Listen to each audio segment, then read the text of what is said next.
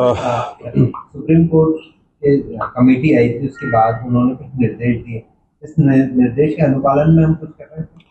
देखिए, माननीय supreme court के द्वारा जो रोड सेफ्टी कमेटी की एक बैठक यहाँ पर हुई थी, उसमें माननीय सप्रे साहब की अध्यक्षता में जो निर्देश प्रदान किए गए थे, उसमें एक प्रमुख निर्देश ये था कि बहुत सख्ती से जो नियम है सेफ्टी के, उनका पालन होना चाहिए, और ख़ास तौर पर जो हेलमेट है, ओवर स्पीडिंग है और जो रेड लाइट वायलेशन है, इन 3 चीज़ों पर विशेष फोकस किया जाए।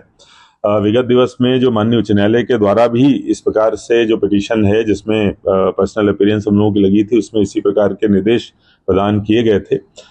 इस संबंध में हमने पाया है कि हेलमेट मानवीय सुरक्षा के लिए सबसे ज़्यादा ज़रूरी है, और जो खास तौर पर दुपहिया वाहनों के एक्सीडेंट्स होते हैं, उनमें अगर हेलमेट होती है तो निश्चित रूप से कैजुअल्टी नहीं होती है।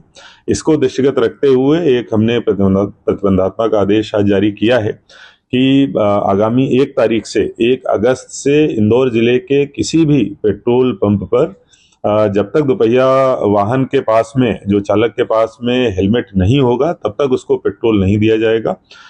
ये 2 दिन बाद में व्यवस्था लागू होगी। कल सभी पेट्रोल पंप के जो संचालक हैं, उनको बुलाकर एडीएम और फूड ऑफिसर के द्वारा इस संबंध में अवगत भी कराया जाएगा। आप लोगों के माध्यम से भी मैं सबसे अपील करता हूं, कृपया इस नियम का पालन अवश्य करें। आपकी सुरक्षा के लिए ही ये आदेश लेके हम लोग आए हैं, और इसका बहुत सख्ती से हमारे द्वारा पालन कराया जाएगा। 2 दिन हम लोग इस संबंध में पर्याप्त प्रचार प्रसार करेंगे और 1 तारीख से इसको सख्ती से लागू करेंगे। लेकिन इसमें ऐसा होता है कि मान लीजिए मेरे पास हेलमेट है, मेरे पीछे वाले बाइक वाहन चालक के पास नहीं है, तो मुझसे उधार लेकर वो जो है वो पेट्रोल भराने चला जाता है। इस तरह की व्यवस्था पेट्रोल पंप वाले भी करते हैं कि एक हेलमेट वहां रख देते हैं, वो आप यूज कर। देखिए, निश्चित रूप से इस प्रकार की चीजें रहेंगी, लेकिन आजकल सर्विलेंस और सीसीटीवी के माध्यम से सभी पेट्रोल पंप की मॉनिटरिंग बहुत अच्छे तरीके से की जा सकती है।